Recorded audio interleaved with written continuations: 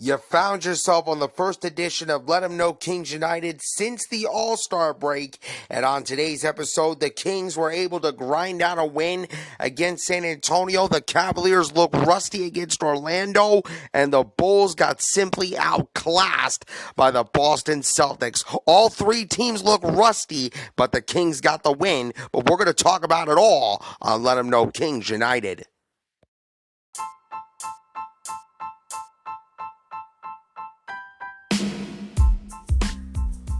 And now, ladies and gentlemen, it is that time for the post-game reaction podcast of the Cleveland Cavaliers, Sacramento Kings, and the Chicago Bulls. This is Let 'Em Know Kings United.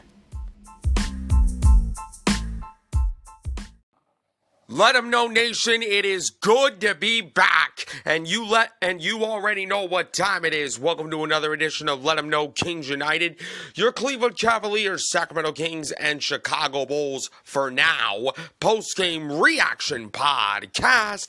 And I am your host, Skylar Weisberg, and I appreciate each and every one of you so much for tuning into today's program. And you can find Let 'em Know Kings United, which is 100% completely free and available on your favorite podcast app like Spotify, Pandora, and Radio Public, iHeartRadio. You can also find it on YouTube. If you are watching this show on my YouTube channel, NJHawk40, go ahead and hit the like button on the video, hit subscribe, leave a nice comment down below, and turn on that notification bell. Give the show a follow on those platforms if you can. Please turn on your notifications so you know about the next episode.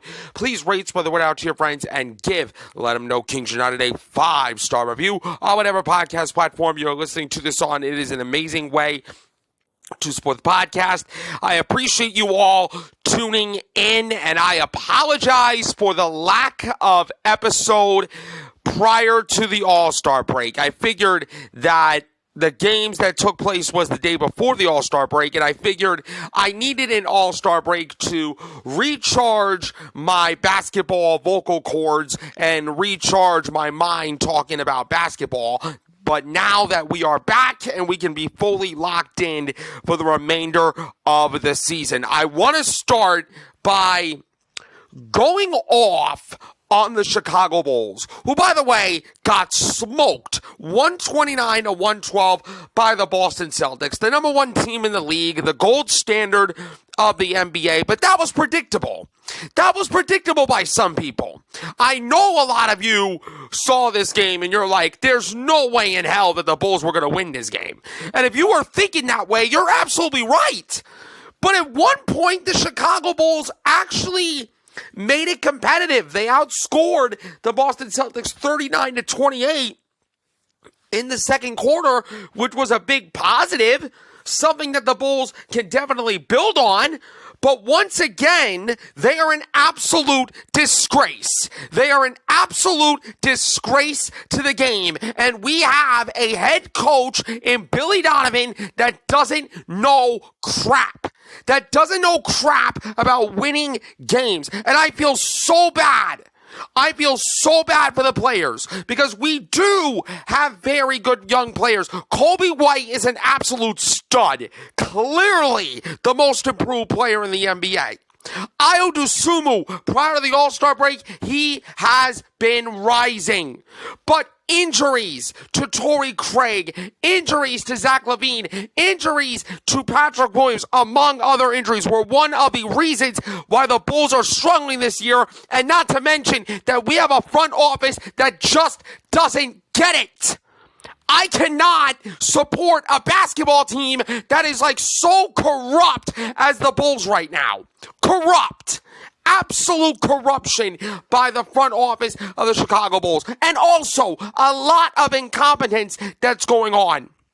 You know, when I became a podcaster for the Chicago Bulls, I expected the Chicago Bulls to be a little bit edgy, a little bit competitive, having a little bit of heart, having a little bit of fight, having a little bit of toughness, having a little bit of culture. Well, guess what? You have none of that. You have none of that, Chicago, and you only got yourselves to blame. You only got yourselves to blame at this point because you know what? you reached my breaking point with this loss, man. You really did reach my breaking point. And I know that this was predictable, and I know that nobody is going to beat Boston because Boston clears the Eastern Conference right now. The only contender that I am seeing that can match Boston right now, I got to say it's Cleveland. I think Cleveland will be a team that can match Boston tick for tat. But right now, this Bulls team, I really do not understand why this team thinks that they can be competitive for a play-in. I think the front office is too delusional to understand that the only reason that the Bulls were competitive right now is because you made them competitive, AK. You made them competitive, Eversley. You didn't make any moves at the trade deadline. You stood pat like a little punk. That's what you did. That's what you did. And on top of that, you have no idea how to manage. You have no idea how to manage your team. This Bulls team cannot stay healthy. And you know what? I'm sorry for all the fans of the Chicago Bulls that are actually listening to this show and actually listening to this podcast that actually made me enjoy covering the Chicago Bulls. I am sorry to those people, but unfortunately, I cannot cover and I cannot cover a podcast for a team that is this incompetent, that is so complacent. Competitive? Screw competitive. What about complacency? Because that's what the Chicago Bulls have shown me for this game. And I don't care that Nikola Vucevic was hot right out of the gate. He had another double-double, probably the best Chicago Bull of the night, but I don't care. I really do not care. This Bulls team doesn't get it, and they will never get it. Meanwhile, the Boston Celtics enjoyed their All-Star break and were ready to get back to their winning ways, and the gold standard of the NBA just stood on business. They stood on business, and they got a convincing win. Not to mention, this is the same Boston Celtic team that smoked, that dismembered, that destroyed the Brooklyn Nets prior to the All-Star break by 50. By 50. Do you realize how bad you gotta be as a basketball team to lose by 50 to a Boston Celtic team that right now are the number one contenders to win an NBA championship as of right now? But that don't mean nothing unless Boston can show that they can compete in the playoffs. But that's another story for another day. As for this game, Derek White and Jason Tatum were absolute beasts. White had 28 points. Tatum had 25 points. Jaylen Brown scored 21 points as the Celtics came away with another convincing victory after pounding Brooklyn by 50 prior to the All-Star break. Boston went from leading by 16 to trailing by 3 at halftime before regaining control in the third. You know, this is why Boston is a good team. The Bulls had a 3-point lead at halftime, a 3-point lead, and I was full of hope. I was full of hope that the Bulls would be able to capitalize off this.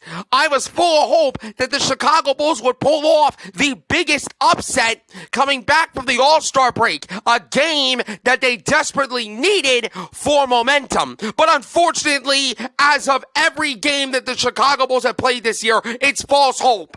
It is false hope because this Bulls team is so complacent that they don't know how to play a complete 48 minutes. I had more fun watching the Dallas Mavericks, Luka Doncic and Kyrie Irving score all over Devin Booker and the Phoenix Suns. The Dallas Mavericks are more competitive than us.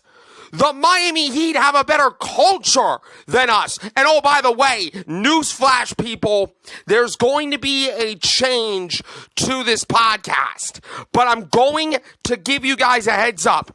This change will not take effect until the end of the season. I'm going to continue to ride out the Sacramento Kings and Chicago Bulls coverage for the remainder of the season. And then prior to the start of the 2024-2025 season, the name of the show will be changed to Let 'Em Know Mavs in the 305. And this will be a post-game reaction podcast covering the Miami Heat, Dallas Mavericks, and Cleveland Cavaliers. I'm not going to delete this podcast profile and make a new show. I'm just going to rename the show. I'm just going to make a new profile. Everything will stay the same. A new trailer for it. Everything will stay the same. I just want to get that announcement completely out of the way before I continue to go off. Derek White said, I thought the break was nice. I think we were all just ready to get back to it. Just a big opportunity for us to be playing our best basketball going down the stretch. The break was nice. We just got to pick up where we were and try to keep getting better every day. Nikola Vucevic led the Bulls with 22 points and 14 rebounds. Kobe White scored 20, and DeMar DeRozan added 19 points on another rough night for the Bulls against the Celtics.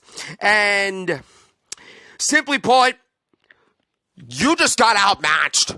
You just got outclassed, you got outworked, you got outmatched, and you got outplayed by the best team in the NBA right now. And it's not your fault. It's not your fault. It's just the Boston Celtics are just too good right now. They are too good, and they are the gold standard of the NBA for a reason. But as for me, after this year, I am done covering the Chicago Bulls as part of this podcast. I'm completely done. I'm completely done. Now, I want to make something perfectly clear. I am not going to stop watching the Chicago Bulls as a fan. Right? I have Bulls gear in my house right now. I'm still going to be wearing Bulls gear, and I'm still going to be watching the Chicago Bulls as a fan. Same goes for the Sacramento Kings. But as for a podcast, y'all lost that privilege, Chicago Bulls. Y'all lost that right. Because out of the last few weeks that I've been covering y'all, you showed me that you're complacent. You showed me that you have no winning mentality. You showed me that you have no heart. You showed me you have no fight. You showed me that you have no respect to the game. It's that simple. And the Bulls' effort was like the NBA All-Star game this past weekend. Sad, sorry, disgusted, and pathetic. If you are a Chicago Bulls fan, you shouldn't be surprised, because all year, this Bulls team gave you no effort. No effort all year. Sure, they won some games here and there. Sure, they won glimpses of games where they gave you their best effort. But quite frankly, this Chicago Bulls team have not played a complete 48 minutes all year. And until they learn that, they're not going to go anywhere. I understand that injuries are part of it. But the Bulls are not a team. They are individuals, and you have a head coach and a front office that just doesn't get it. I don't mean to expose the Bulls, but out of a piss poor effort like this, I have to. And oh, by the way, Billy Donovan, do you go over help defense? Do you go over that? You don't. The Bulls don't understand the concept of help defense. The Celtics are the best defensive team in the league. One of the best offensive teams in the league. Simply put, the Boston Celtics put on a masterclass at the hands of the Chicago Bulls last night. Pathetic. Pathetic. This is going to be a long ride, so buckle up. That's all I'm going to put it. Boston nearly dominated in every single stat. They shot 54% from the field, 48% from three. So there's no use of going over the stats for this game. They dominated the blocks 11-2. The steals were 10-6. The points of the paint 50-30. The Bulls won that. But overall, the Celtics are looking like the most complete team in the NBA, period, point blank, end of story. I mean, Derek White, 28 points, 50% from 3, 5 assists, 3 rebounds. Jason Tatum, 25 points, 8 of 17 for the field with 7 rebounds, 5 assists, 3 steals. Kristaps Porzingis, 14 points, 4 rebounds, 3 blocks. Jaylen Brown, 21 points, 3 of 5 from 3, a steal and a block, 5 rebounds, 5 assists. Hauser was lighting it up off the bench with 8 points. Cornette had 10 points off the bench, shooting 5 of 6 from the field. And as for the Bulls, Kobe White had a rough night, 20 points, 6 of 17 for the field, 4 of 9 from 3. Vucevic had a really good game with 22 points. He had 14 rebounds and 2 assists. 10 and 19 for the field, which I can appreciate. DeMar DeRozan had 19 points. Andre Drummond, 11 points off the bench with 8 rebounds. Dosunmu had 14 points in 41 minutes, 7 or 8 rebounds, and 8 assists and a steal. But Chicago, and Chicago Bulls specifically, you reached my breaking point. And once you do that, there's no turning back. All credit to Boston. They're a complete team. They are the gold standard of the NBA for a reason. And the Bulls are not going to get better, ladies and gentlemen. I hate to tell everybody the truth. The Bulls are going to remain complacent. The Bulls are not going to get better. And if they continue to make the play-in, they're going to be the first team that's eliminated because the Bulls do not learn how to get better. And I cannot get down with that. I cannot wait to cover the Dallas Mavericks and the Miami Heat along with the Cleveland Cavaliers. But once again, that is going to make an effect. That is going to start next season. So for the Kings and the Bulls, it's going to be the remainder of the season. But next season, it's going to be Mavs and Heat. Congratulations, Chicago Bulls. You just lost me as a podcaster. Absolute disgrace. Coming up next, the Cleveland Cavaliers got outplayed and they got, simply put, the Cleveland Cavaliers look rusty off the break, just like I am rusty recording this show. But I'll be right back on Let 'em Know Kings United to talk Cavs and Magic.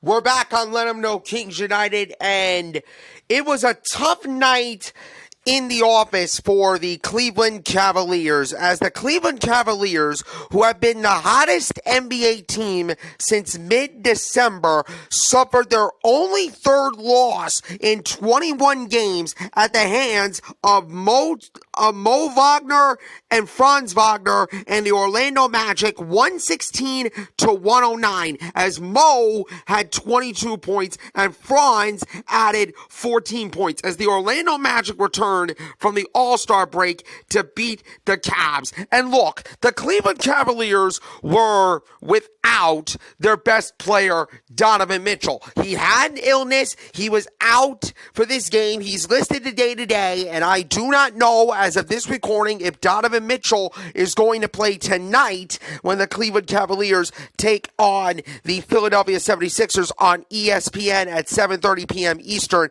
second night of a back-to-back. But despite the Cleveland Cavaliers not playing without Donovan Mitchell, there is absolutely no excuse as an inexperienced but improving Orlando team simply outplayed the Cleveland Cavaliers from start to finish. I thought in this game, the Orlando Magic did a really great job of being just physical.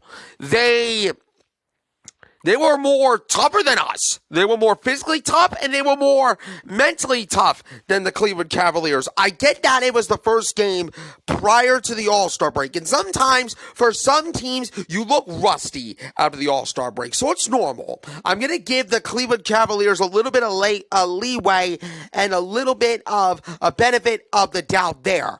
But when you think about this game, when you think about the fact that you had a chance to win the season series against an Orlando team that, as of now, has a half-game edge in first place in the Southeast Division, you had an opportunity to just take care of business on your home floor. And unfortunately, the Cleveland Cavaliers did not do that. The Magic were tougher, stronger, and more focused. Mo Wagner said after the game, the real teams start to play now. As a young team that hasn't really been there, we need to embrace that and go there.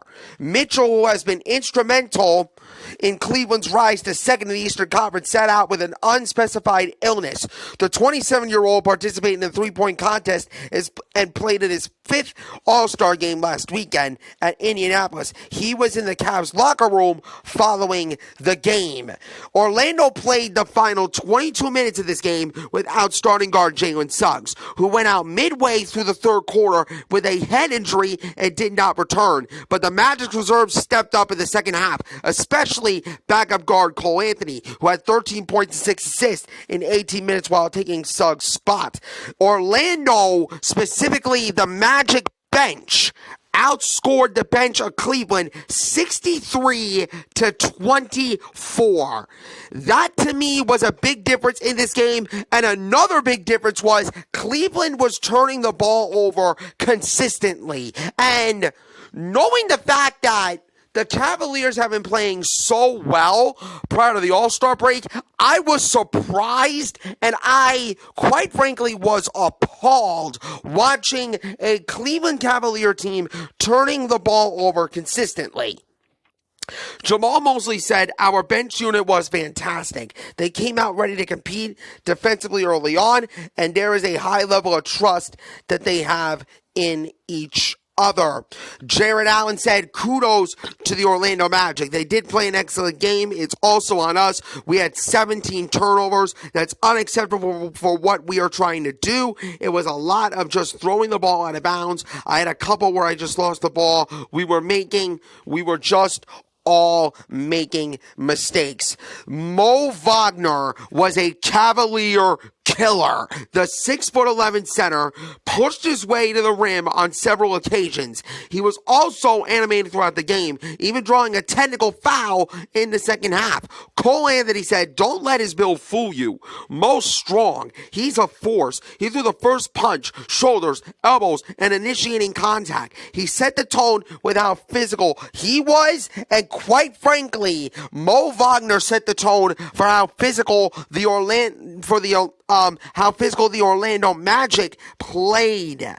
How the Orlando Magic played throughout the entire game. This loss begins a grueling stretch for Cleveland, who will play 5 games in 7 nights and 9 in the next 14 days. Cleveland's daunting schedule over the final 6 weeks of the regular season includes 7 back-to-backs. You talk about a tough end to the season for the Cleveland Cavaliers, a Cleveland Cavaliers team who's on the rise this year. It ain't gonna be easy for JB Bickerstaff's boys, I'll tell you that. Max Drew said it's only 1 game, so first game back from the All-Star break. Obviously, we would have liked to play a little tougher and better on the defensive end, but there's a lot of ways that we could have improved. Can't let this continue to be a thing. My simple advice for the Cleveland Cavaliers, learn from this, and you'll be able to bounce back tonight against the Philadelphia team without Joel Embiid. But the Philadelphia 76ers last time gave Cleveland a loss, ending the Cavaliers' 9-game winning streak at 1 point. So Cleveland's going to be all right. It was just a tough night in the office. Simple as that. Although the Cavaliers shot 55% from the field and 45% from 3, Orlando shot 51% from the field. But this Orlando Magic team does not like to shoot 3-point shots. They shot 56% from 3. That is shocking, yet impressive, considering how the Orlando Magic does not like to shoot 3 balls. The assist number is 31-26 in favor of Cleveland. Both teams had 33 rebounds apiece. The blocks were 5-3 in favor of Cleveland, but the turnovers was the biggest difference. They had 19 turnovers for Cleveland and 13 turnovers for the Orlando Magic. The 19, nearly 20 turnovers for the Cleveland Cavaliers is simply not good enough. I know they won the points of the paint battle 56-46 and fast break points 17-8, but they got to do a better job of taking care of the basketball. I thought the turnovers were the Achilles heel and were the biggest difference for the Orlando Magic beating the Cleveland Cavaliers tonight. Mo Wagner was a big difference in this game, 22 points, 7 of 12 for the field with 7 rebounds and a steal. Jalen Suggs did well with 8 points. Franz Wagner, had 14 points, 6-11 for the field with 4 rebounds, 4 assists. Paolo Banchero, the All-Star, had 12 points, 6 rebounds, 4 assists, shooting 4 of 15 from the field. Cole Anthony off the bench really stepped up with 12 points, shooting 4 of 4 for the field, 3 of 3. Or 6 of 8 for the field. He had 13 points, 2 rebounds, and 6 assists. I'm a little bit rusty. It's been a really long time since I've recorded this show after the All-Star break. I'm not making any excuses, but I'm just letting y'all know. Darius Garland and Max Strus had 18 points apiece. DG had 10 assists and 2 rebounds, while Strus had 6 assists and 4 rebounds. Jared Allen had 18 points as well with 10 rebounds, 2 steals, and an assist. He was 6 of 10 from the field. Isaac Okoro, who got the start instead of Donovan Mitchell, had 17 points, 7 of 9 for the field, 2 of 4 from three-point range with 2 rebounds and assists. I thought he did really well. Evan Mobley had 14 points, 8 rebounds, and 6 assists. But it was just a bad night. It was just a bad night in the office for Cleveland. The Orlando Magic had a season split with the Cleveland Cavaliers, but Cleveland's too good of a team to lose back-to-back games. I think they will recover from this. They will learn from this, and they'll just bounce back tonight against the Philadelphia 76ers and just take care of business. Coming up next, the Sacramento Kings were able to grind out a win against the San Antonio Spurs, but I'm not really impressed with the win, and I'll talk about why on Let 'Em Know Kings United when we come back.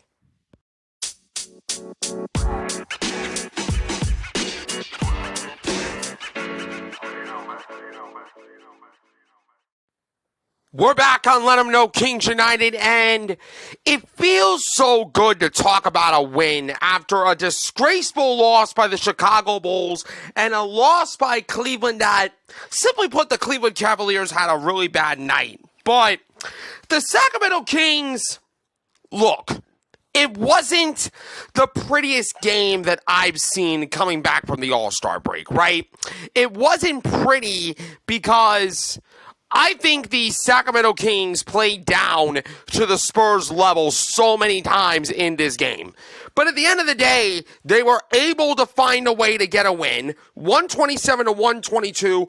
Ultimately, they did what they were supposed to do, but I hate to be a little bit of a negative Nancy or a Debbie Downer, whatever you want to call it, but I got to talk to you about something. I got to talk to you because the Sacramento Kings team, to me, played down to the competition because they are struggling to learn how to put bad teams away. When they face teams like Detroit, teams like San Antonio, like they did last night, teams like the Pistons, who they lost to at one point this season, which I still can't believe that they did, and I still can't believe that I am pissed the hell off at them for doing that. Teams like the Chicago Bulls, for example, who are absolutely pathetic this year. Teams like the Washington Wizards, who they were in a battle with. This Sacramento Kings team is struggling to find a way to close games against bad teams, especially at home. I have a theory that the Sacramento Kings play a lot better outside of the Golden One Center than at home for some reason. I don't know why that is. I really don't know why that is. I really want to see the Sacramento Kings learn to be better closing games at home. But you cannot deny the fact that Domantas Sabonis once again is a bad man, because Domantas Sabonis had his NBA leading 19th triple-double of the season, with 22 points, 11 assists, 11 rebounds. But he's not an all-star, right? You voted for Carl fake-ass Towns to be an all-star and not DeMontis Sabonis? You must be out your darn mind. You must be way out of line, NBA, for voting this. Way out of line. Way out of line. Because if it was up to me, I would have put DeMontis Sabonis over Karl Anthony Towns. Karl Anthony Towns and Minnesota Timberwolves are overrated. I'm not afraid to say what I mean to say on the show because sometimes I need to say it with my chest. Minnesota is completely overrated. And DeMontis Sabonis got completely disrespected by the NBA All-Star game. And he was like, okay, you want to disrespect me? You want to make this personal? All right, I'm going to make it personal. I'm just going to have another triple-double and outplay Victor Wembanyama and put Zach Collins on a poster. My God, Zach Collins, what are you doing in the NBA, bro? You might as well end your NBA career right now because DeMontis Sabonis put you in a body bag. My God, that was a nasty poster dunk by DeMontis Sabonis, which, by the way, is an MVP candidate. And oh, by the way, he was a game-time decision due to illness. He put on his Michael Jordan outfit and played a flu game and completely dominated all over the San Antonio Spurs. Complete up dominated. He ended up with a triple-double, his fourth in 5 games. He has at least a double-double in 38 straight games. Unfreaking believable. But the media calls him empty calories, right? The media calls him useless. The media calls DeMontis Sabonis not an NBA player because of not a good NBA player because of what he did in the playoffs. You better rethink that. You better put some respect on DeMontis Sabonis' name because he is unreal. De'Aaron Fox said you don't want to become numb to what he's doing. That's not normal. It's only been done a few times in this game. Kevin Huerter and Malik Monk each added 21 points. Kevin Huerter said the rest of the season from here on will fly by and we need every game. We're in a dogfight here in the West. We can feel the urgency of every game. And let me tell you something. In order for the Sacramento Kings to get back to the playoffs and avoid the play-in, this gonna be a dogfight. Every game matters a lot more for the Sacramento Kings because the West is a complete dogfight. The West is a complete dogfight. You got the Minnesota Timberwolves, Oklahoma City Thunder, LA Clippers, the top 3 seeds as of right now. I think those are locks. You got the Dallas Mavericks that are up there. You got the Golden State Warriors who might be destined to make a comeback. You got the Phoenix Suns who lost to the Dallas Mavericks last night, but they are up there. The West is more competitive than ever. The West will be a tough race to finish by the end of the year. So for Sacramento, the biggest key is I need to see Sacramento show some urgency and some fight down the stretch. Obviously, I will take the win over the San Antonio Spurs. Obviously, I will take the dub. But what I am not impressed about this win is they didn't pull away. They didn't pull away from San Antonio. They had an 11-point lead at one point, but they allowed San Antonio to get back into this game because too many times they allowed the San Antonio Spurs to get in the paint. Too many times the San Antonio Spurs got easy buckets in transition. A summary of this game breaks down like this. A lot of offense, not a lot of defense. Ultimately, Sacramento found a way to close out the game, who, by the way, De'Aaron Fox made the biggest play of the game last night. He was beaten. He was beaten in transition backdoor. He made a recovery effort that I have never seen before out of the man. Because this man, De'Aaron Fox, is a complete basketball player. He's not only missed the fourth quarter, he is not the king of the clutch for a damn reason, but he can also play some elite defense. He came up with the biggest steal that I've ever seen in my life, and he was the biggest difference of why the Sacramento Kings won this game, despite the fact that DeMontis Sabonis is just a straight up beast, okay? De'Aaron Fox, DeMontis Sabonis, Kevin Huerter, and Malik Monk. Those 4 players to me were responsible in order for Sacramento to play and to win this game. Devin Vassell led San Antonio with 32 points. The San Antonio Spurs, I gotta give Greg Popovich and San Antonio a ton of credit, okay? A ton of credit, because they completely held their own for the most part. Victor Wembanyama, 19 points, 13 rebounds, 5 steals, 4 blocks. This man is unhuman. This man is crazy in a talented and good kind of way. He is going to win the NBA Rookie of the Year. Keldon Johnson added 18 points with 12 coming out the bench. The Spurs, however, lost for the 9th time in 10 games. Vassell said after the game, our goal, obviously, is to get better. Get some wins. That's the main thing. That's been the main thing since we started the season. Obviously, we haven't been great at that. So just trying to turn this thing around these last 26 games. Sacramento coach Mike Brown said after this game, our guys just kind of found a way tonight. It wasn't pretty at all, and you give a lot of credit to San Antonio. They played a heck of a game. The Kings shot 56% from the field, while San Antonio finished at 51%. The Spurs outscored the Kings of the Paint 72-70, and each team had 42 rebounds. So statistically, this was an even matchup. And I love these kind of matchups. I love the fact that the Spurs and the Kings matched each other stat for stat. It was almost like a heavyweight fight. Who's going to deliver the knockout punch? Fortunately, the Sacramento Kings were able to throw that knockout punch. But honestly, for my own sanity, I can't take games like this. I cannot take games consistently like this for this level for the Sacramento Kings. They need to learn how to pull away, especially against bad teams. Ultimately, though, like I said, they ultimately found a way to do what they were supposed to do. De'Aaron Fox said, at this point of the season, obviously you want wins. You don't care how they come. We were able to execute that in the stretch, and that was big for us. It wasn't pretty, but Sacramento got the job done. But now you are in for a wild ride of your life as a Sacramento Kings fan, because the Wild Wild West, no pun intended, is wild, crazy, and insane. So buckle up. It is going to be a wild ride, but I'm all here for it. Both teams shot the lights out. 56% for Sacramento, 51% for San Antonio. The rebounds,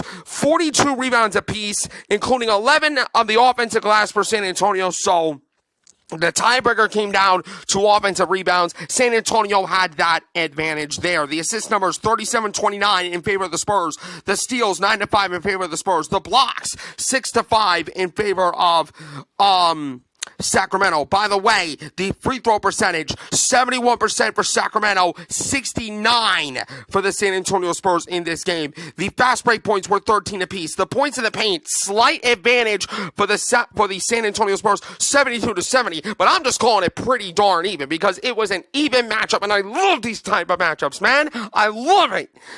Victor Wembanyama, the talented rookie, 19 points, 13 rebounds, 4 assists, 5 steals, 5 blocks. This man, like I said, is crazy, insane, but the most talented #1 prospect of the world since LeBron, Raymond James. Yeah, I said it. Vassell led the Spurs in scoring with 32. I think he led all scorers with 32, to be completely honest with you. He shot 13 of 18 from the field, 3 of 4 from 3 with 7 assists. Really good game for him. Keldon Johnson off the bench came up with 18 points. But for the Sacramento Kings, Domantas Sabonis is freaking him.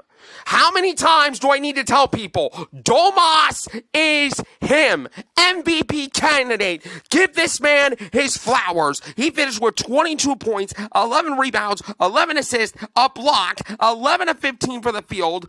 De'Aaron Fox, 28 points, 5 rebounds, 9 assists, 2 steals, 1 block, almost a double-double for De'Aaron Fox. Kevin Huerter, 21 points, 5 of 8 from 3, 4 rebounds, 5 assists. Malik Monk off the bench. You already know what he does. He's the favorite to win 6th Man of the Year, and for good reason. 21, 3 rebounds, 2 assists, 2 steals, 2 blocks, 8 of 15 from the field. This was a very fun game.